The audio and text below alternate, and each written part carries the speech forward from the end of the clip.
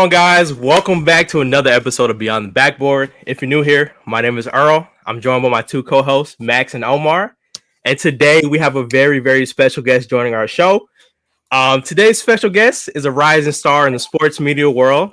Currently, she is a sports writer and contributor on the PSF app. Also, she is the head senior intern for the NBA section as well. She is attending grad school at Northwestern in Chicago, a loyal Washington Wizards fan, and a Denny stan. Welcome in Natalie to the show today. That was the best intro ever. Yay, thanks guys for having me. No problem. But we kind of like to get these shows started, making our guests comfortable, talking about their favorite team. So first question we have for you today is, how did you become a Wizards fan? Like, how did it all start for you? It was purely by accident. I went to undergrad in DC, so I'm not even joking. I went to one game and something shifted with it. I don't know what it was, but I was looking for a team to actually seriously get into, because I was just casually watching the Bulls, the Nets, for years coming from Jersey. So I was just okay, whatever team stands out to me, makes an impression, that'll be my team. So my last semester of undergrad, I go to a Wizards game, and I didn't know it at the time, but then he had a season high. This was the first time I actually saw him play basketball. Something about that game, I was there with a friend, it just I really don't know, core moment, core memory. And since then I have been, for some reason, blindly following this team. It was purely an accident. I'm not even joking. Man, so the Wizards, so all it took was one Wizards game, guys. You just got to go watch a Wizards game, fall over the team. But I respect that, man. I feel I don't know, man. I've been watching Wizards games a lot more recently.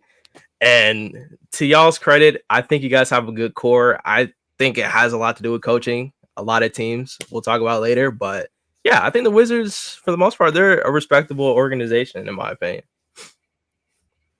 I think that's a nice way to put it.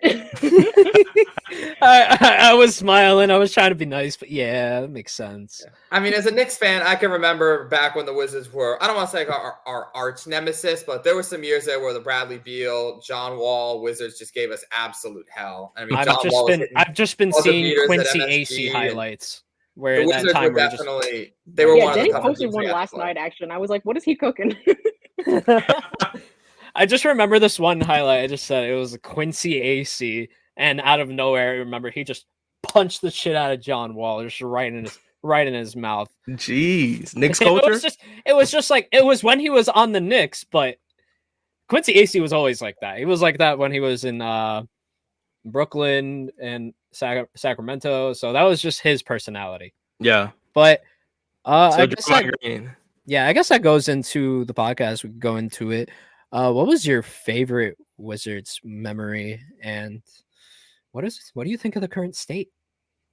To put it diplomatically, this team is down bad. 6-28 is not where we want it to be. We being the fan base in a rebuild, I thought it'd be a little bit better than this. I remember not really liking this team won't win 24 games prediction, but I feel that whoever said that, Vegas, I hate to say, you may have been right. There's a lot that I have a problem with. It's, coaching, the fact that only 3 people play defense, no backup center depth whatsoever, despite having somebody that the team drafted and just, is still playing overseas, which is fine, but the center depth would be helpful. Jordan Poole, I don't know what he's doing. I want to be as nice as possible, because I know he's adjusting from being in Gold State, but he's in a slump right now. I'll give him the benefit of the doubt, but last night was rough. 2 points on 4 shot attempts, no defense, getting cooked by Tristan Thompson of all people. I don't know what you're doing, but you should not be so comfortable getting cooked by Tristan Thompson. It's just that simple. You should not be allowing that to happen. And the fact that he's showing no defensive hustle and is supposed to be the guy, that's an issue. Kuz is frequently playing injured, which has been a recurring thing, but he shouldn't be doing that. I don't know why our coach continuously lets him play injured. It's something that I have a problem with. But yeah, say the Wizards right now, not great, but they're still a fun team. I like to watch them. Anytime I see a breakout performance from one of the players, it makes me happy.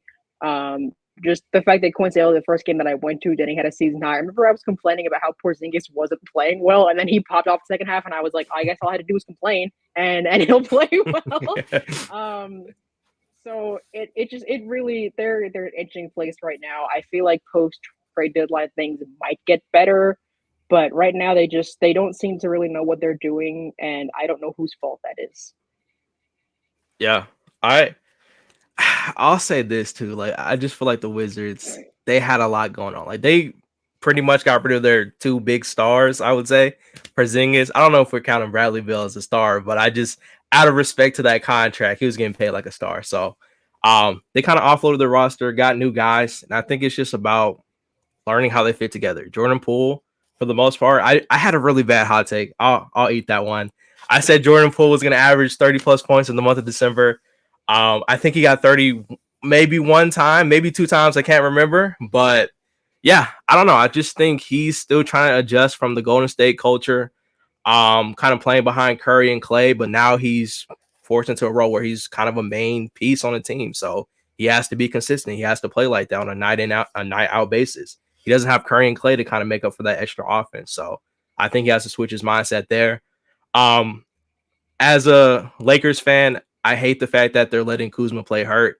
Kuzma's a guy who is not going to sit himself down. You literally have to tell him, hey, you can't play. So a lot of that is on the coaching staff and the organization in general. So yeah, I really want to see Kuz have a healthy career and play for a long time. And playing in games like this where he's not 100%, it's not doing anybody any good. I mean, for the most part, last couple games, he's been all right, but not as good as he has been throughout the season. So hopefully they can figure that out. But yeah, I thought the Wizards would have started off a little bit better. Not saying like not like a 5th or 6th seed, but I thought they would improve a little bit compared to last year, in my opinion. Yeah, I mean, I definitely agree. I think the Warriors culture with Jordan Poole in it was something different. And Jordan Poole does have to get used to playing for another team, get used to being the main guy on the team. But everything else that we're pretty much talking about is based on kind of, more experience in the NBA. And this team, the players in it, it's just a young squad. What do you expect a young squad to really do if you're not Oklahoma City? Right? So, and to be fair, like, they're not coached that well. Like, there's no reason why Bilal Coulibaly's minutes should be getting limited. Like, he's one of 3 people who plays defense, one of 4. Like, why are you limiting his minutes? Like, why are you substituting him for Denny when you should have the both of them at the same time and sit Jordan Poole down? Because Poole doesn't even facilitate. Like, he just he doesn't play defense. Like, he doesn't do anything really if he's not scoring. It's like having him sit and play Bilal the 2 next day would make so much more sense. And it's such an easy decision to make, but it doesn't happen. It used to, but then the head coach was like, nah, let me not do that anymore. I don't understand the logic there. Yeah. I think it's the Wizards are in a tough spot right now because obviously, the last offseason we saw them blow it up officially, commit to the rebuild, move on from Porzingis, move on from Bradley Beal. And I think, from a front office standpoint, they were really hoping that the Jordan Poole, trade, or the Jordan Poole trades, I guess, the sequence of events that got them Poole was going to get them the guy that they could at least build around for the foreseeable future and kind of make him the guy going forward. And then, you say if Poole can become, an all-star caliber player, maybe not like MVP type player, but at least an all-star, then it allows Denny to kind of grow. It allows Bilal to grow. You still got guys that you can put around them. But now, obviously it's just a couple months into the season, but Poole has not been playing at the level that I don't think even most people thought that he would. He seemed to struggle. He's hasn't really found himself yet on this team. And so I feel like, that coupled with obviously the losing makes it feel like, is Poole the guy to build around going forward? Or is it, is Bilal the guy? Is Denny the guy? And absolutely, I think Bilal Coulibaly needs as many minutes as possible right now. I think, if anything, he's going to be the biggest contributor to the Wizards winning basketball games because he is that two-way threat and he is so young and developing. I think you could see Bilal by the end of the season, continuing to take steps, and then into year 2, year 3, he looks like a warranted top 10 lottery pick right now, at least. Yeah. So, I feel for Washington in that they probably thought that they could get Poole to kind of lead this rebuild, but right now that's not the clear-cut case. You could argue that Denny should be the guy that they're kind of building around. You could argue it should be Bilal. And the problem with Poole's game is that, he is such a ball-dominant player, and he is such inherently a pure scorer that, it can, I feel like, at times stunt the growth and development of the guys he's playing with. So, it's an unfortunate situation, but if Jordan Poole could turn himself around and get, at least close to what he was doing on Golden State, then you're looking at a Wizards team that has a little bit more direction, I think. Yeah.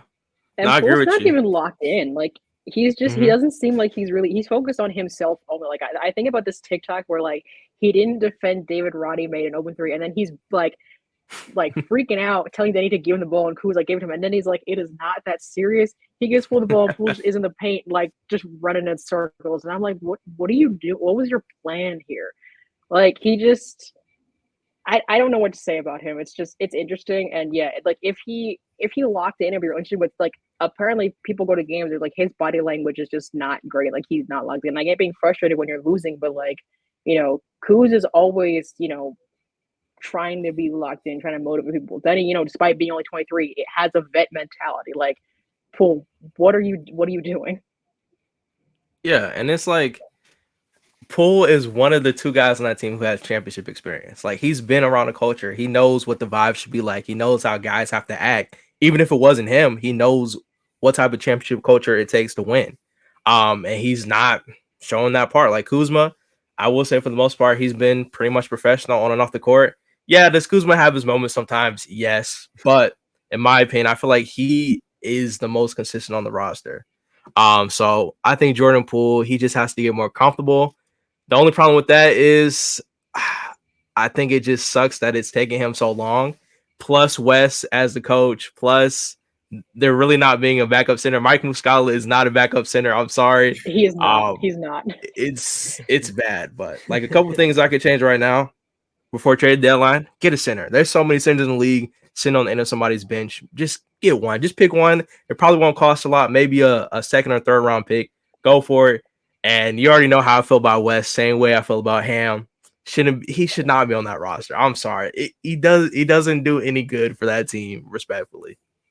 Like, J Hub is sitting on the floor, end of the bench in Denver. Bring him back. He was fantastic when we had him last year. Just, like, bring him back. This is not a difficult thing to do.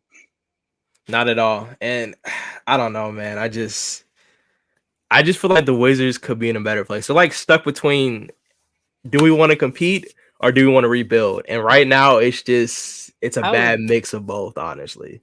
I would say it's gotta be hard for these kids, Jordan Poole and Kyle Kuzma, trying really hard to win, and then you go into it and not win.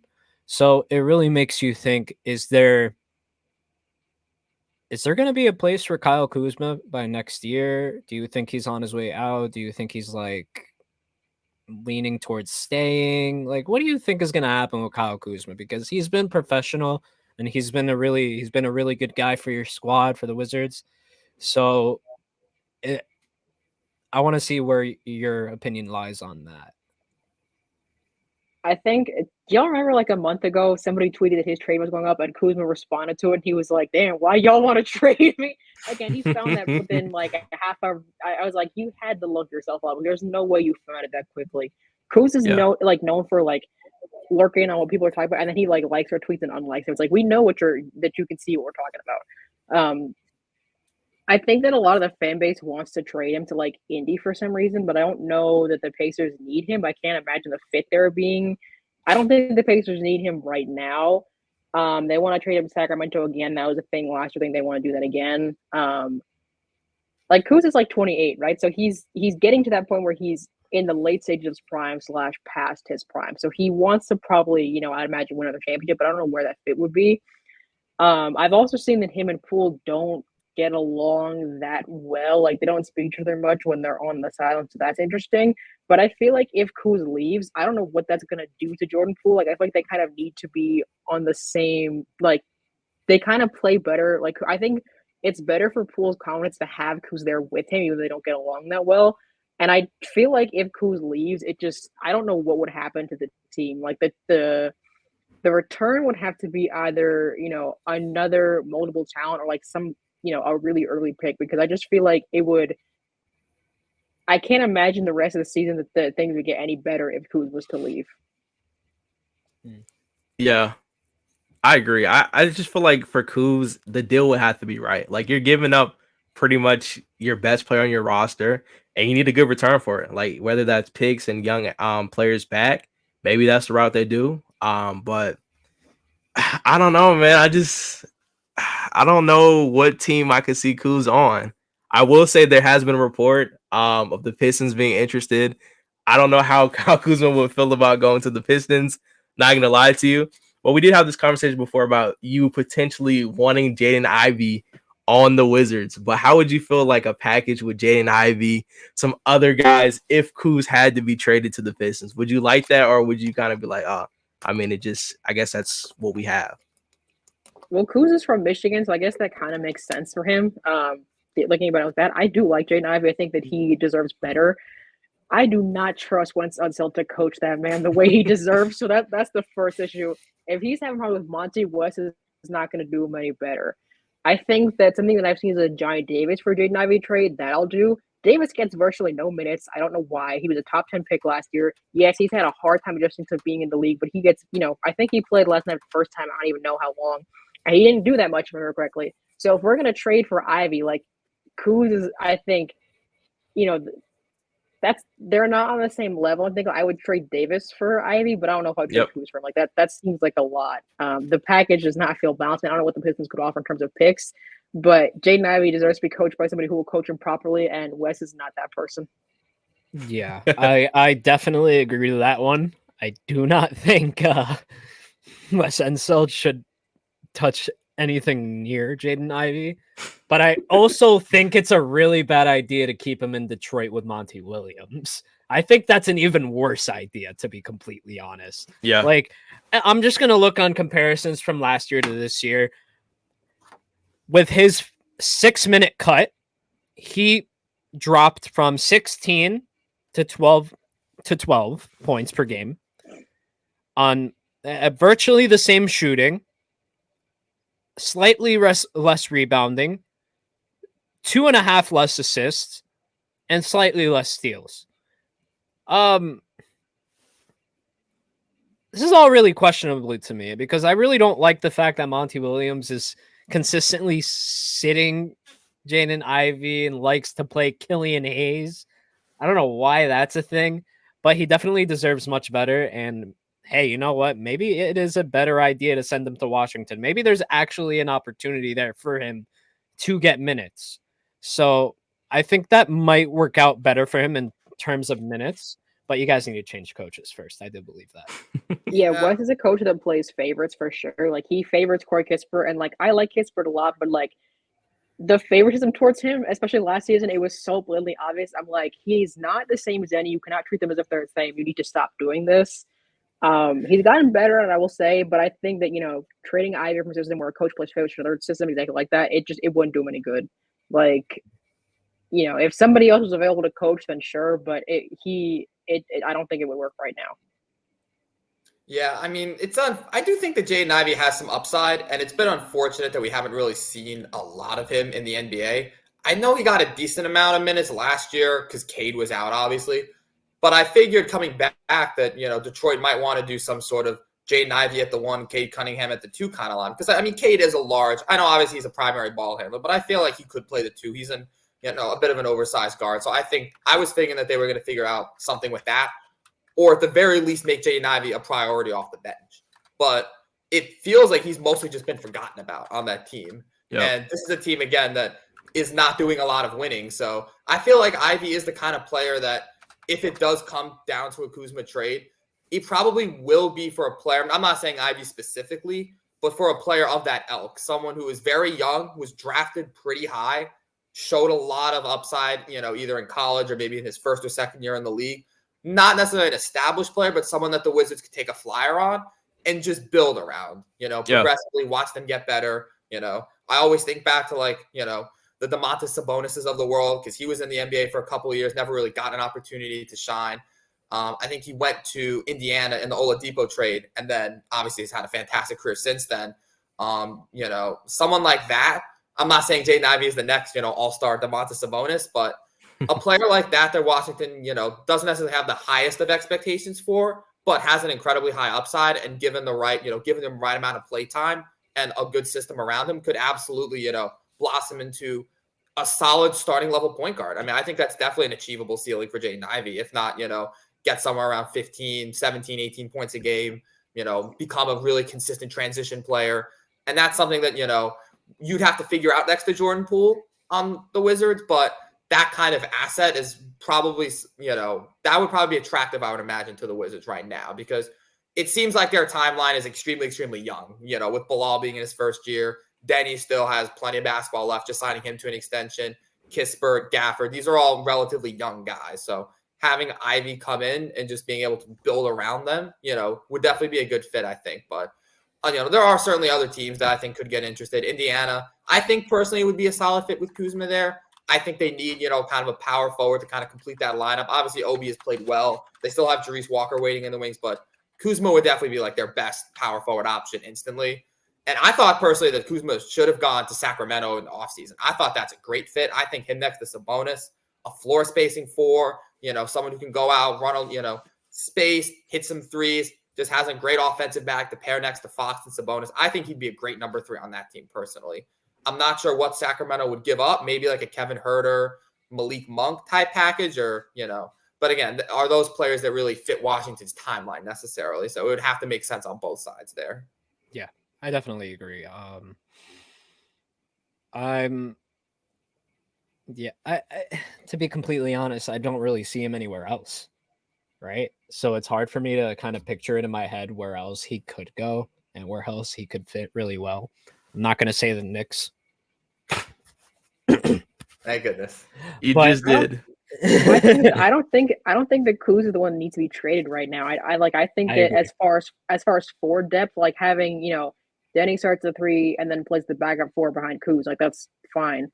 But I think that if we're gonna trade anybody, like one of these guards, it's got to be one of the guards. Unfortunately, I think that maybe moving Poole to the bench, starting Coulibaly would be an interesting idea, but I don't think that's ever going to happen. I would like to see it for one game, but it's not happening. Either DeLon or Tyus Jones is probably gone by the deadline. I think that DeLon has regressed since last season, but he also was out for a significant time with an injury. Tyus Jones, I think the Timberwolves want him back.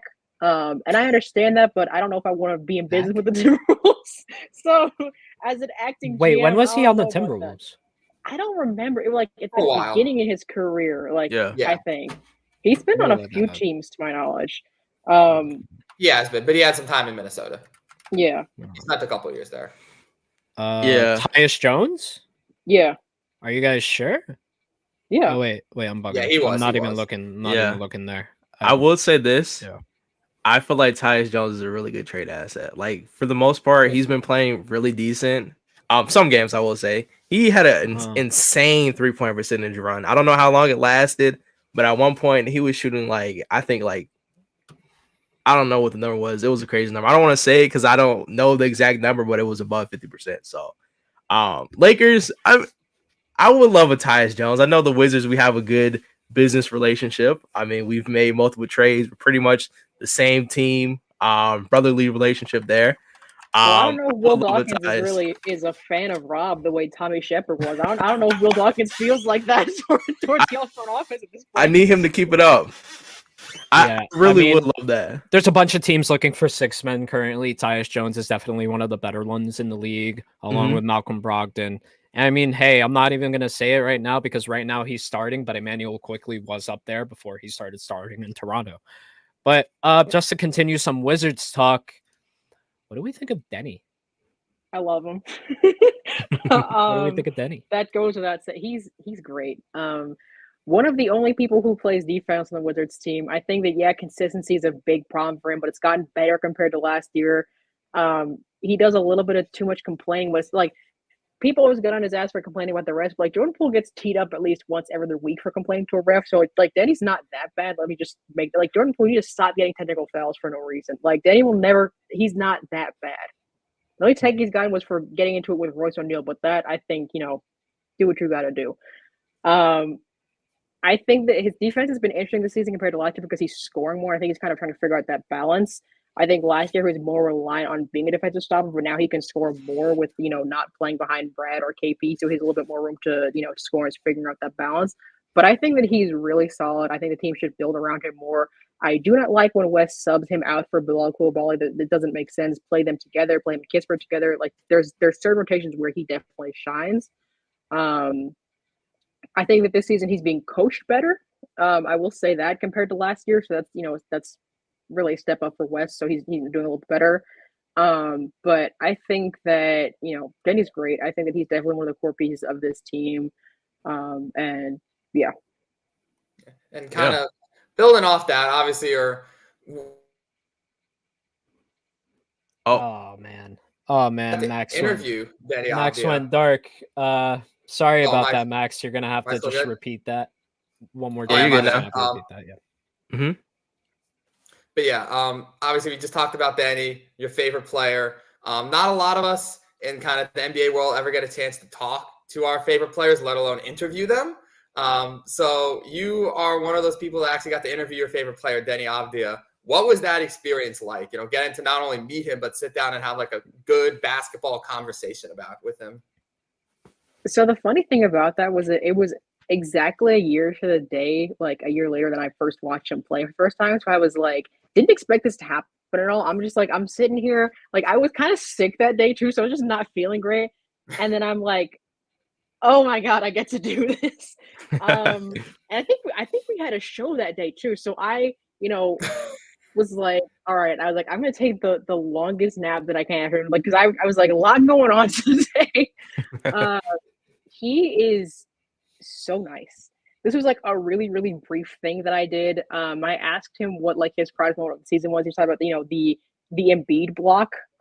He came back from injury and at the end of the game blocked Embiid, took the game-winning free throws, and I kind of had a feeling he was gonna say that, honestly, because I'm like, that is that's a highlight.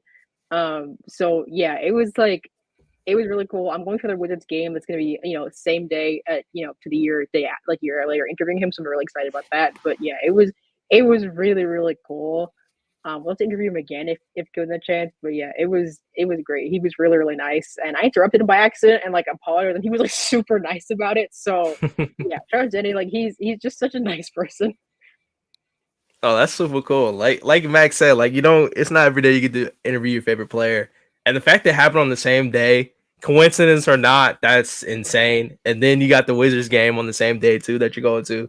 Crazy, man. It's crazy how everything comes full circle. But yeah, that seems like a really cool moment. What I've seen from Denny, he seems like a really cool guy. I will say, I think Denny can be a great player for a long time in this league. I watched him play. For me, I think a lot of it is just mental game. He has like the physical abilities to be a great scorer, a great playmaker, great defender, but it's about doing it consistently. Like I see him attack the basket some games. I think that one game that we were watching where he had I think it was 20 plus points. He was attacking the basket, finishing with contact, but his mentality was to drive. And then if it's not open, kick. And that's when he's a great playmaker. And when he plays like that consistently, he can be a great player. That's what most of the great players do in this league today. So I think he has a lot of potential. He just has to stay consistent and keep working on his game like he does every single summer. I'm happy he got paid. We had the whole Denny watch for like a whole semester, just waiting for him to get that contract. At the very, very, very last moment, he got it. So shout out to Denny for getting that money. I know he's happy that he's financially secured pretty much for the rest of his life. Really, that's a huge contract. So how many years was on that? I don't believe I saw. I think 4, right? I think 4. Yeah. I'll forever remember where I was and how I was feeling when I got that notification. I was on a train again. I was like taking a train across the state of Illinois, and I was like, oh wait, I was like, this is real. It finally happened. It was crazy, yeah. It just reminded me that specific moment just reminded me of when we traded for OG Anunoby, and I was sleeping, and I woke up. I see a message from Earl. First thing, by the way, I see him that morning. And you called me a liar. I was like, no, this is the fake account. Because I looked at it, I was like, nah, this is fake. There's no way we would be trading Emmanuel quickly. No way. But I digress. But no, I think Denny's going to be a good goal scorer in this league. Kind of all the reasons why Earl said. That's all I really have to say. To be completely honest, I don't watch a lot of Denny. I don't watch a lot of him. So think the one thing is that he gets intimidated kind of easily, and you can definitely tell when he's not fully 100%. Like last night, he was trying to. There was just a pass shooting, and I didn't like. He's usually a good passer, but it was too forced. You can tell when he's feeling a little bit intimidated. It's very obvious. But then I think he kind of, like he shifted his mind to second half with a bit more aggressive. So, like you can definitely tell when the switch happens. But sometimes I do notice he just seems like he's a little bit like spooked is the word that I would use. Which like I get it. I feel the same way if I was guarding Giannis, but like it's interesting to notice that. Yeah. There's one thing that Denny and Isaiah Hartenstein have in common. Do you guys know what that is? What is that? Blocking Joel, MF, and B. Good stuff, Denny. Good stuff. The Joel Brotherhood. The Joel Brotherhood. The city of brotherly love. And then Embiid blocked him one game, and I was like, I know he was waiting all year to do that. He's like, I am going to block this man's shot. Oh man, like, he was waiting for it. If you put him on SportsCenter, he's gonna get you back. I remember the funniest Joel Embiid. Since we're talking about Joel Embiid real quick, getting dunked on, blocking, whatever. I remember that playoff series when Atlanta and John Collins dunked on him, and then he put on a t-shirt the next day. That was probably the funniest thing ever. Like Hawks had a legendary run until Trae Young stepped on that ref's foot. Like that was some crazy basketball. Like John Collins and Trae Young were looking like I don't even know what duo I compare them to, but they were balling out. But that was pretty funny. Kobe. Yeah. And then next year, like you said, Joel Embiid, he got his get back, and the Hawks didn't sniff another round. So shout out to Embiid for always remembering. I would say. Right. And you know what? I didn't want to talk about this because we were going to save it for a little later. But since we're talking about Joel Embiid already, I think it's time we bring up are the Knicks top 3 now that they beat Philly? Whoa. Okay. Philly's top 3 right now. We kind of give them the work. And I'll admit Joel Embiid wasn't 100% last night. You could tell he was kind of limping all night. But he still had 30 points. He still had 30 and 10. So, I don't know. Maybe this could mean something. The Sixers didn't look, and I tuned into that game really late, but they did not look locked in. That was the first thing I heard Doris Burke comment on. The Sixers did not look locked in. I think Tobias Harris is inconsistent as all hell. He plays when he wants to play. Yep. When he's not too busy thinking about the next crumble cookie flavor, whatever it is he does in his off time. Tobias Harris is not consistently focused, if you ask me. Tyrese Maxey is good, but he, much like Tyrese Halliburton, they both proven that they are human. They will struggle, and it happens. I am deathly afraid the Wizards Knicks game tonight. I don't know what's going to happen. I am feared for my life. Upset. I think that the Knicks are doing well, but y'all might get us tonight. I'm not going to lie. It would be a very Knicks thing. They just made a trade.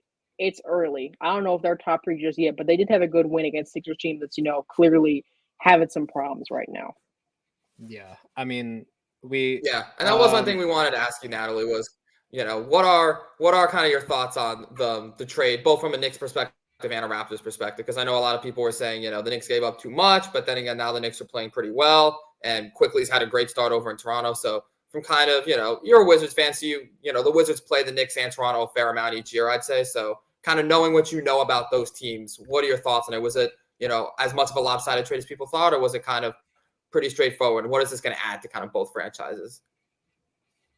When I first saw the trade, I was like, nobody really wins here. I thought it was just kind of, I didn't think it was that big of a deal. I'm like, okay, this is, my first thought was Emmanuel quickly woke up and found out that he got traded. I'm like, that's foul. And he tweeted about it. And I was like, this is, I was like, that's foul. They were both. I didn't see any RJ Barrett tweets, but I believe it. And I saw that Ben Stiller was tweeting about it. It's like people, people were getting emotional. I get it. Like, I think that, what I really learned is, the Knicks fan base is, down for their players. So I, got that. I think that it's interesting. I think that Anunoby is in a new environment. I think that he needed that because I think that Toronto's environment was definitely not working for him. I think that Toronto's environment was not working for a lot of people. A lot of people left, Van Vliet, for example. Like, that environment was weird for a lot of people. So I think that Anunoby being in a new place is good for him. As far as the fit for Quickly and RJ Barrett, I think it's going to work out well for them. But I think that, as any trade, I think you're going to see people really do well at the beginning, and they're going to, kind of plateau a little bit. I think both teams are, they're going to be fine, but it's interesting. I think that, the Knicks being 3-0 with Anunoby, I don't think that means anything about how Barrett quickly contributed to the team. Like, I don't think it means that they were, bad for the team, but I just think it's interesting that, this is where they are now post-trade. Yeah. I'll say from the outside looking in. Okay.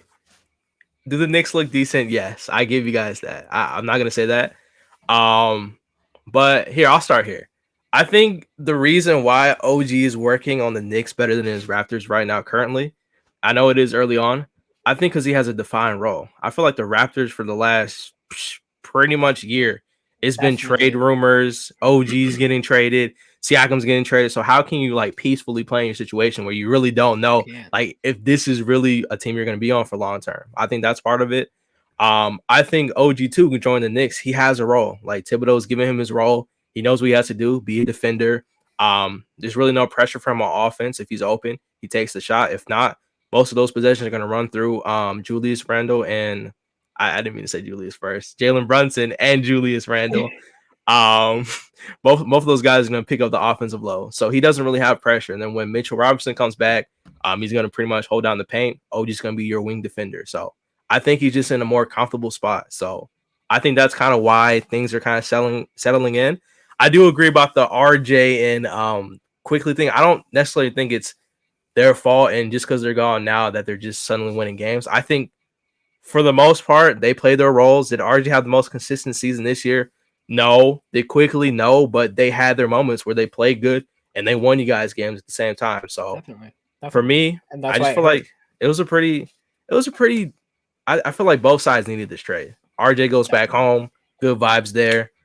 Quickly, he's gonna get a chance to be a starting guard, which he deserves to be.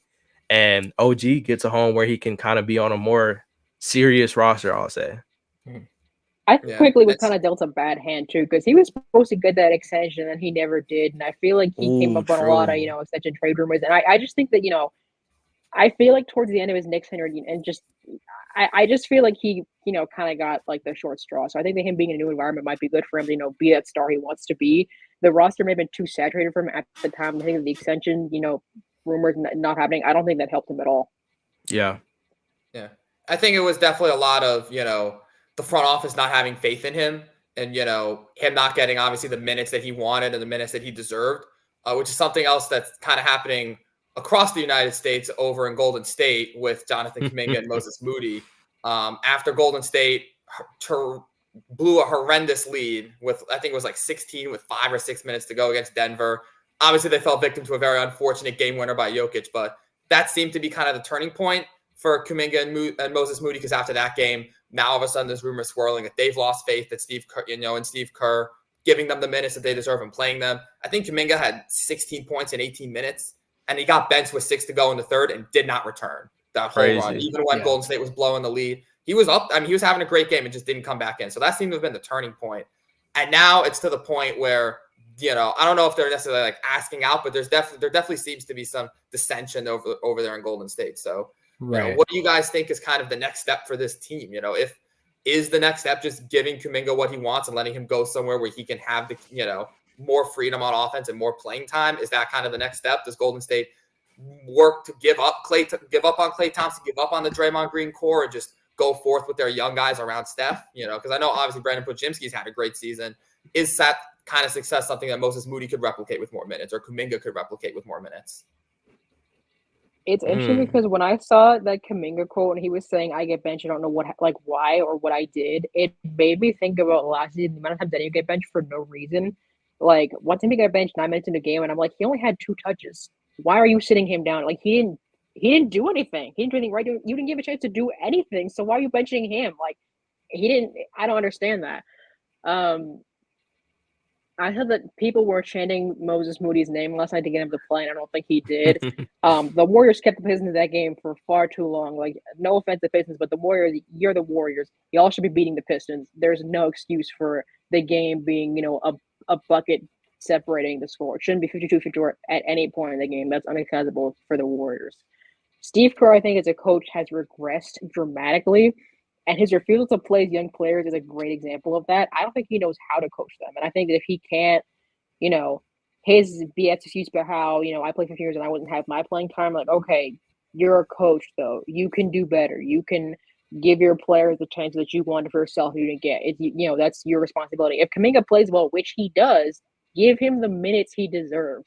Like Klay Thompson is proven to be very. He's also regressing. He's inconsistent. I think that Steve Kerr, having blind faith in him, not holding Draymond accountable, like it's making the younger core team suffer. Choosing Draymond over Jordan Poole, I think, was just a horrible move, just ethically. So, as a coach, Steve Kerr and the whole team deserves, including Steph, honestly, like they're not going to get anywhere. They're not going to win if he keeps coaching like this. I don't know what they're going to do, but I think their first issue is to maybe, if Steve Kerr cannot prove that he can coach his young core, much like Wes, much like Darvin Ham, much like Tibbs situations, show him the door. Like at Steve Kerr, I think is past his prime as a coach. Okay. I want to say first things first, because I didn't really get to say anything about my Knicks. I think this was a win-win for the OG Anunoby trade in the Toronto. I straight up think it was another Indiana Sacramento Kings trade. I think it's going to work out for both teams. Both teams got what they were absolutely looking for. Toronto gets a good starting guard that they've been looking for the past 2.5 years. And they get RJ Barrett, who's a sizable wing, kind of inconsistent, but he can get the job done when you absolutely need it to. For the Knicks, they got an excellent defensive wing and a 3-point corner specialist who's going to bode well for this team. Look, Julius Randle needs to learn how to pass outside so he can get those open 3-point shots quick enough. I'm not going to disagree with that take, Max. But we gotta lock in. And I think this is the beginning of one of those streaks that the Knicks start to have in the beginning of the season, and then they have another one at the end, right? They have like a good 8-game stretch where they win 8 straight, they win 9 straight, and then they lose for 2 or 3 games, and they go consistent. And then later on in the season, they go another 10 games to kind of close it out.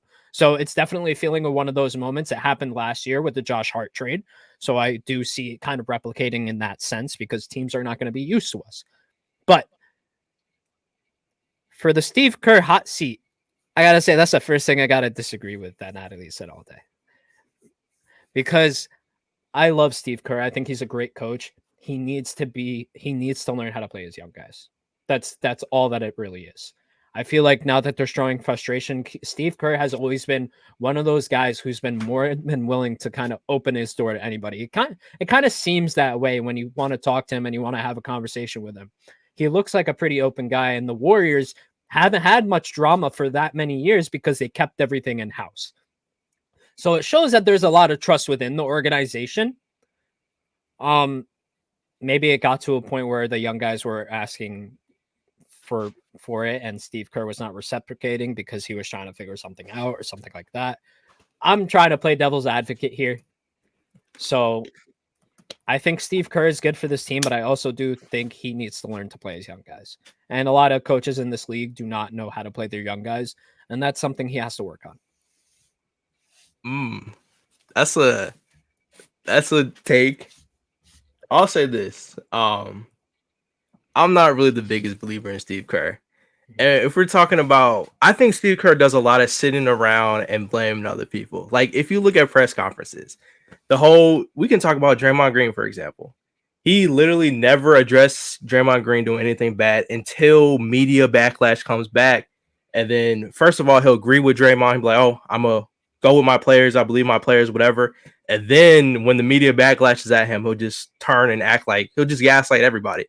I just think Draymond Green, what he did was wrong. It's not in the game of basketball. 2 nights ago, he totally agreed with what he was doing. Like, oh, he's just protecting his teammate by choking somebody out.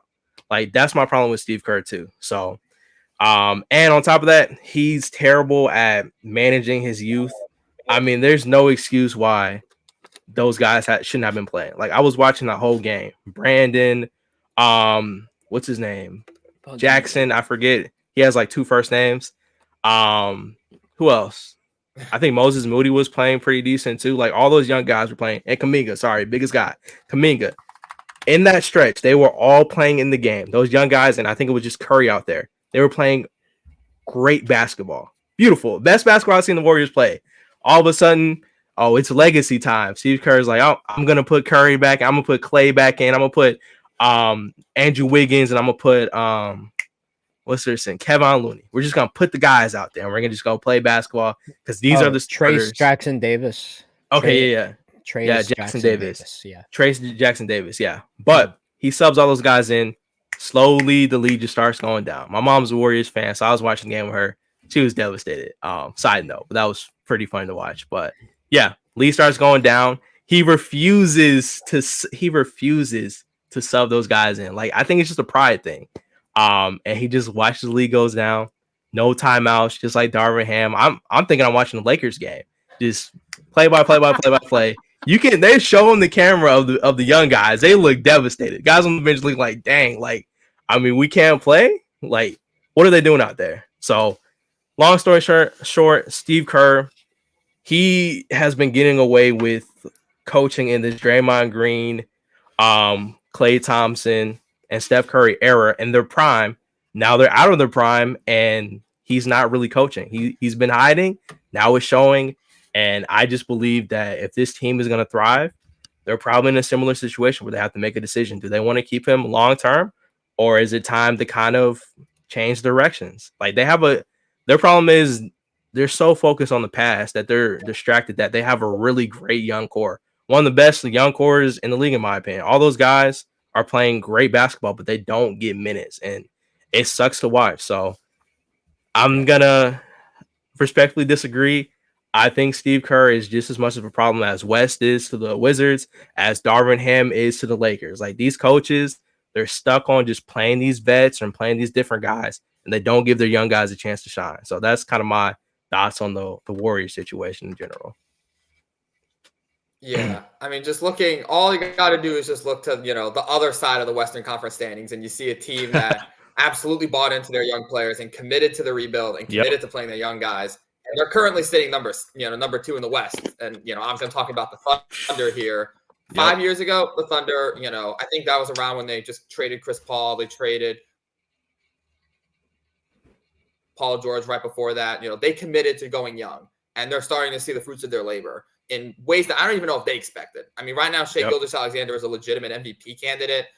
Chet Holmgren is maybe the front runner for Rookie of the Year. You've still got Josh Giddey. You've still got Lou Dort. You've got Jalen Williams playing fantastic basketball. And right now, they're right up there in the Western Conference hunt for the number 1 seed. So, is this a team with the Thunder that are good enough to go try and win a championship right now? I mean, is this the year where maybe it all comes together and they can actually make a legitimate push for the finals? That's a good question. I think they have the roster. I think it's just about experience. Like, it's just like regular season is something, but when you start going to the playoffs, you got to play the same team. You got to beat them 4 times. It's a different vibe. And I haven't seen that yet from OKC. I'm going to give them the benefit of the doubt because they're playing so good so far. But if not this year, then next year, I mean, you probably got to put them as serious contenders, honestly. But I haven't seen enough, like, just playoff basketball from this team. I don't know how they're going to face adversity as far as losing a game, losing 2 games, coming back in a series. But yeah, they look great. OKC has been doing a great job so far this season. Yeah, I love OKC, and we're going to talk about this in a little bit, but Shai for MVP is a real deal. But just to kind of move this along and get on time here, what are we feeling about Lakers? What's going on there? I know Earl doesn't really like what's going on with Darvin Ham, and rightfully so, right? He's not making the right calls. He's not doing a lot of things, and it's very questionable. Is he on the hot seat? Probably. I didn't really want to. Darvin Ham, I'll just say this. I'm going to be really quick with this, and then you guys can go because I live this every day. Should Darvin Ham be the head coach of Lakers? No. Does he actually coach? No. Does he have any type of like special skill as a coach? No. Are we gonna lose to the Clippers tomorrow? Yes. And that's I don't even know. That's pretty much all I got right now. I can't even just only put it on him. But Natalie, go. I'm sorry. as a loyal fan of the Lakers of the East, aka the Wizards, y'all are doing my boy Rui Hachimura so dirty in the system. Terrible. How did he go from a system where a coach didn't play him to now a coach doesn't play him? What did you do to him? You were supposed to take care of him after this devastating trade. I know he's injured, but like, come on, Rob Pelinka, you owe me so much for this. After stealing Rui's message, honestly, the trade worked out better for him. People say it unlocked Denny, but I think that's some BS. Like, Rui being there did not impact how Denny played, and I would like to put that narrative to rest. I know he's injured right now, but like, come on, like, when he gets minutes, he plays really well. And Darvin Ham is like, well, I am just simply not going to play him. Like, what are you doing, dude? How are you going to just like, the Lakers go through long stretch where they just have no offense. It's so stagnant. They don't do anything. Yep. Ham doesn't make adjustment, doesn't call time. He just sends their hands in his pockets thinking about what he's going to have for dinner. Like, he's not focused. I think Tyronn Lue is going to run circles around him tomorrow night. And, Tyronn Lue is, he will coach this Clippers team really well. Like, the fact that Marcus Smart looked so good last night, credit to him for everything he did, but like, the Lakers defense was just not there.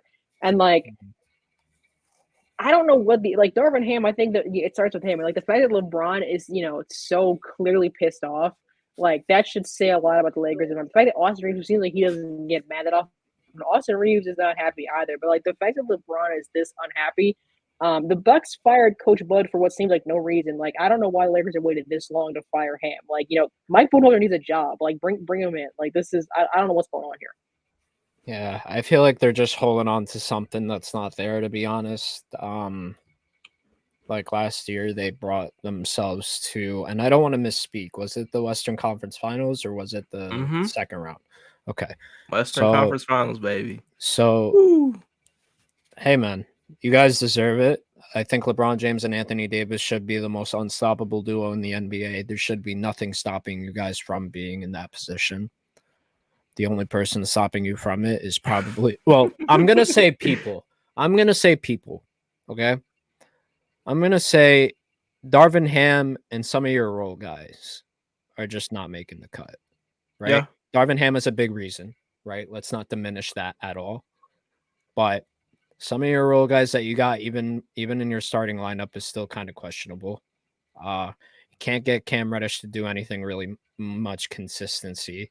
And that was his problem on the Knicks as well when he got playing time. The fact that you guys are not playing Rui Hachimura is an atrocity. You guys are doing him so dirty. Rui.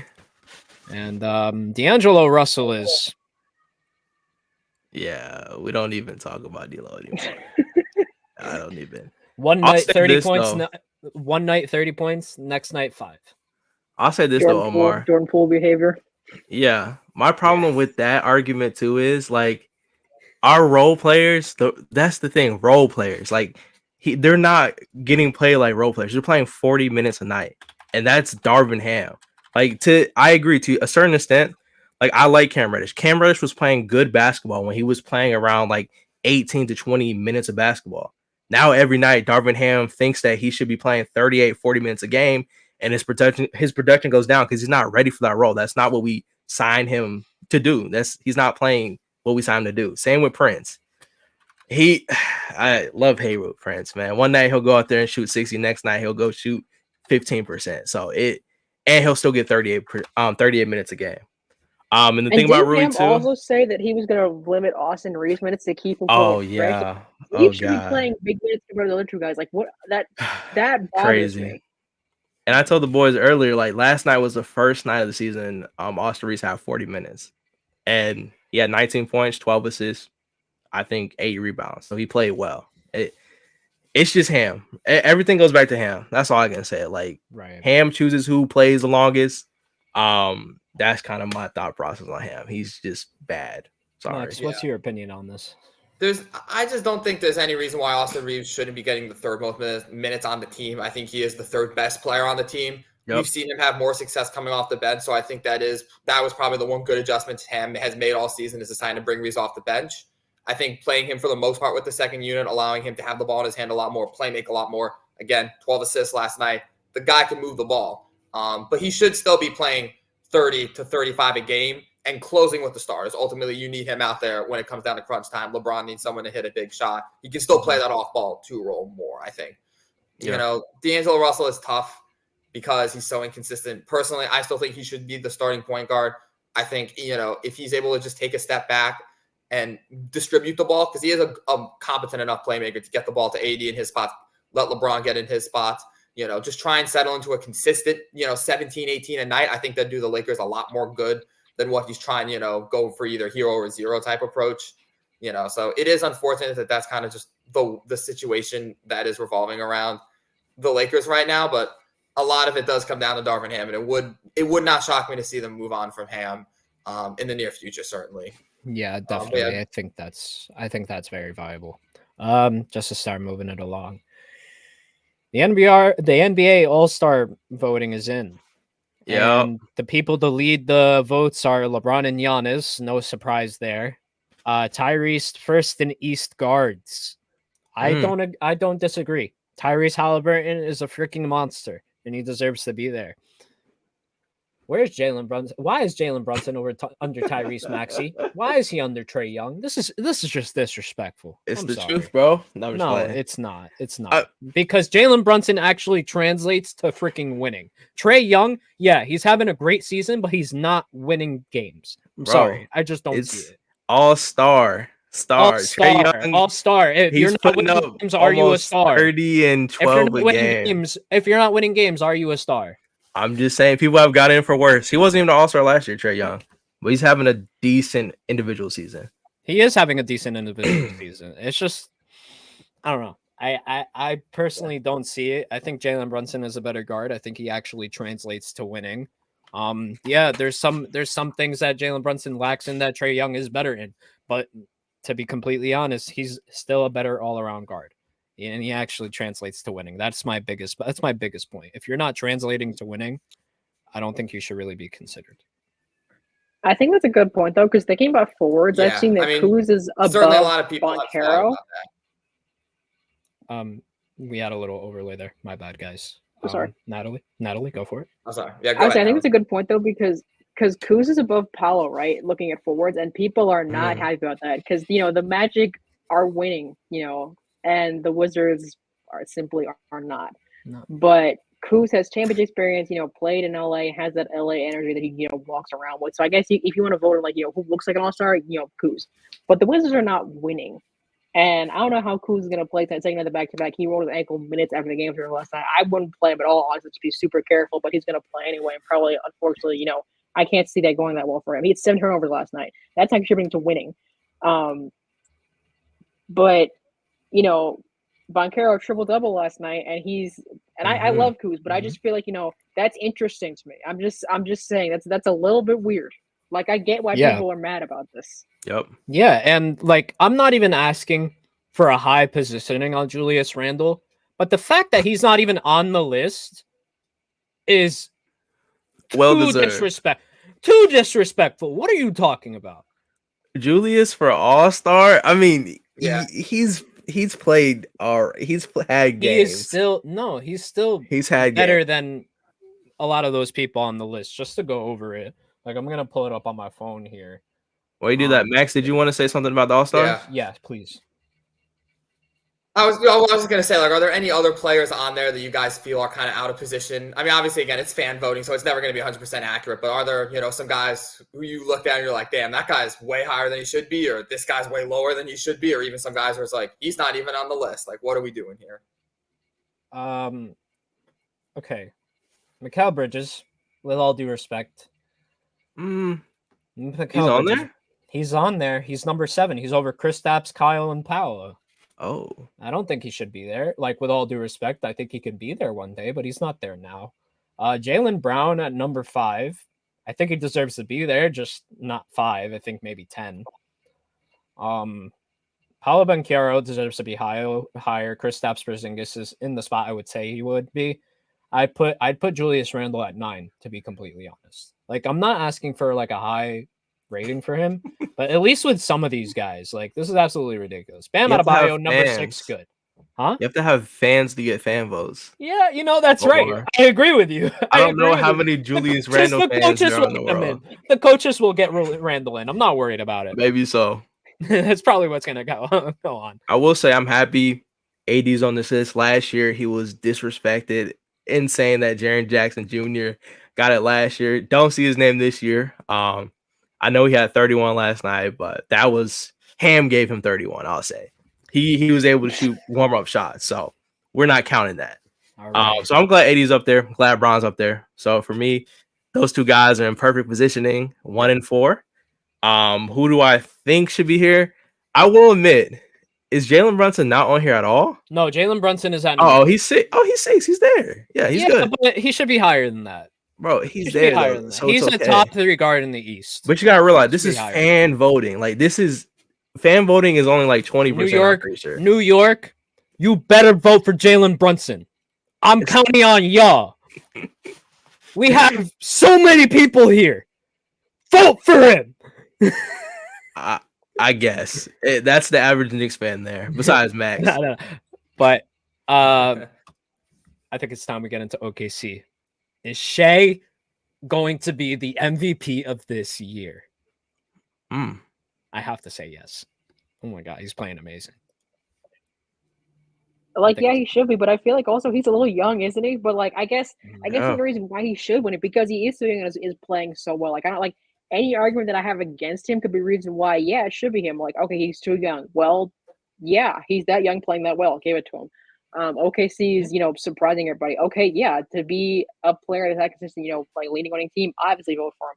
I can't think of anybody else off the top of my head who makes more sense at this point. Maybe Giannis, but I'm always kind of in the back of my mind. I'm always like, yeah, Giannis. But I feel like if it's gonna be someone else, Shea makes a lot of sense. Yeah, I agree. I think Shea just everything in OKC runs through Shea. Like the way he plays, the way he controls the game. There's never a moment I'm like, okay, OKC's completely out of the game. Like he'll slow down in possession. He'll get like 2-3 stops in a row. Like he plays defense, offense. He play makes. Like that's what you want from a superstar. So. He just plays the game so unique. Like he plays in that low mid-range area, one of the best mid-range shooters right now in the league.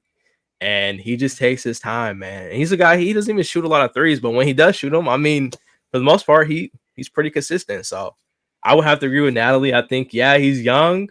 That could have been an argument. People could have said, okay, what about team record? They're number 2 in the West. So he's got the record for it. And they're shocking the world, man. I know we made a joke a little bit about like was Chet Holmgren the answer for OKC last year?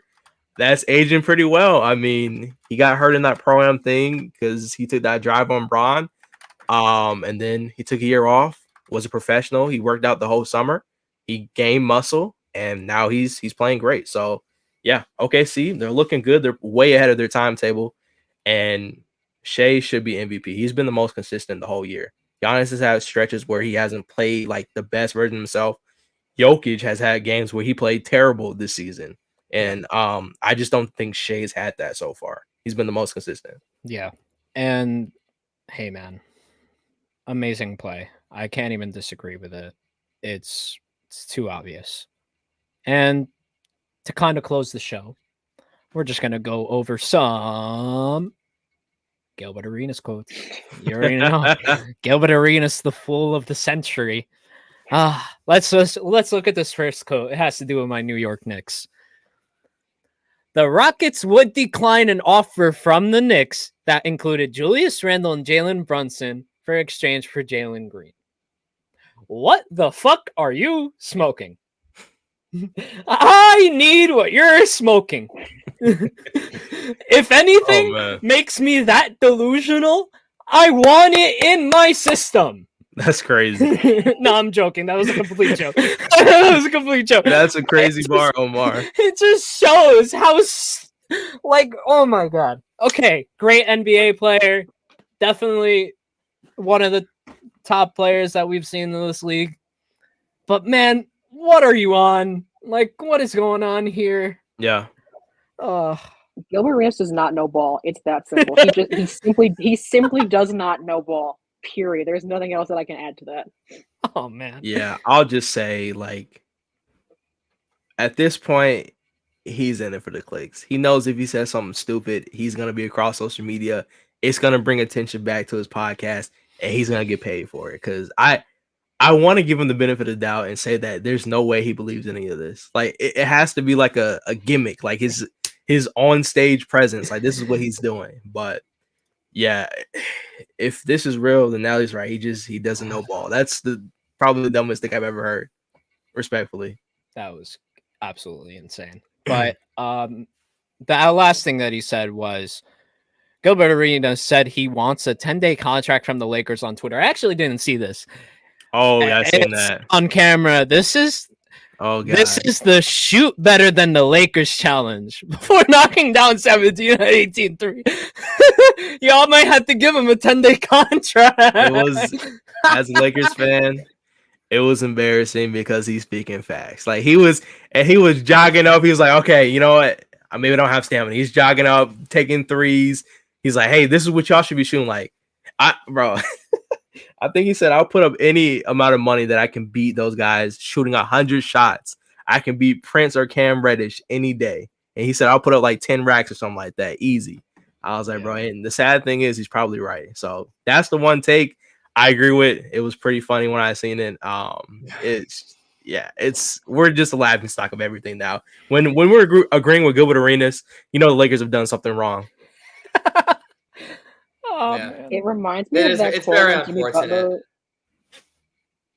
One more time. Sorry. When Jimmy Butler was like, sorry, Max. Jimmy Butler was like, "You guys need me." He played with like a bunch of third-string dudes, like beat the starters. Like, it reminds me of that, like the Jimmy Butler Minnesota practice. That's the energy that he's putting out. That's crazy. I remember that. That was hilarious.